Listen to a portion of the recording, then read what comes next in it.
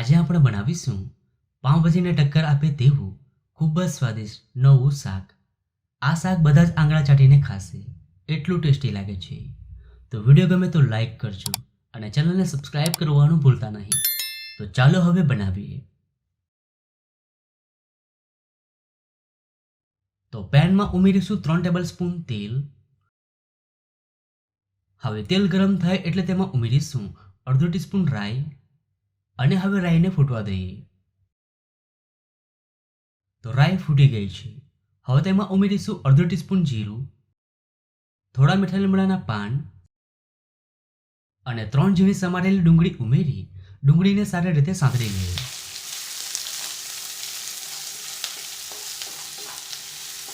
જ્યારે ઘરમાં કોઈ શાકભાજી ના હોય ત્યારે તમે આ રીતે શાક બનાવજો. પાઉંભાજી ખાવાનું ભૂલી જશો, એટલું ટેસ્ટી લાગે છે. તો ડુંગળી સતળાઈ ગઈ છે. હવે તેમાં ઉમેરીશું 1 ટીસ્પૂન આદુ લસણની પેસ્ટ અને હવે એકવાર મિક્સ કરી દઈએ.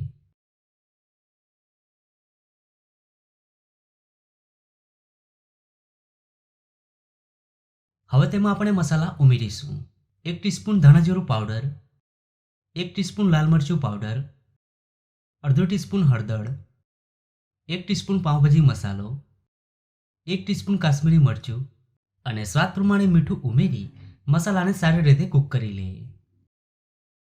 તો મસાલામાંથી તેલ છૂટું ના પડે ત્યાં સુધી આપણે મસાલાને કૂક કરીશું, જેથી શાક ખાવામાં એકદમ સ્વાદિષ્ટ લાગશે.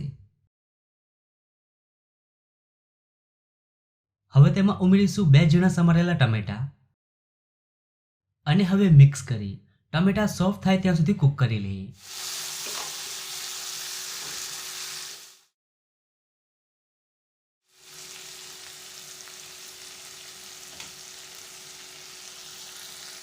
તો ટમેટા ખૂબ સારી રીતે કૂક થઈ ગયા છે. હવે તેમાં 4 બાફેલા બટેટા ઉમેરી દઈએ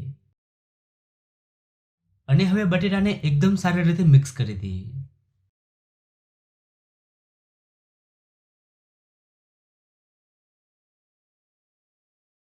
હવે તેમાં ગરમ પાણી ઉમેરીશું, લગભગ અડધો કપ,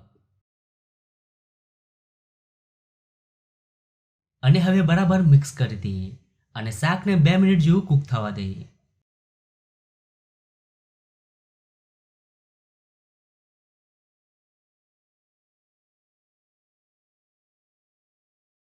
તો શાકને કૂક થતાં 2 મિનિટ જેવી થઈ ગઈ છે.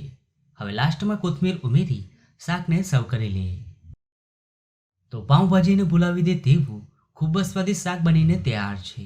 એકદમ ટેસ્ટી શાક બન્યું છે. તો તમને આ શાકની રેસીપી કેવી લાગી? જો રેસીપી ગમી હોય તો વિડીયોને લાઈક અને શેર કરજો.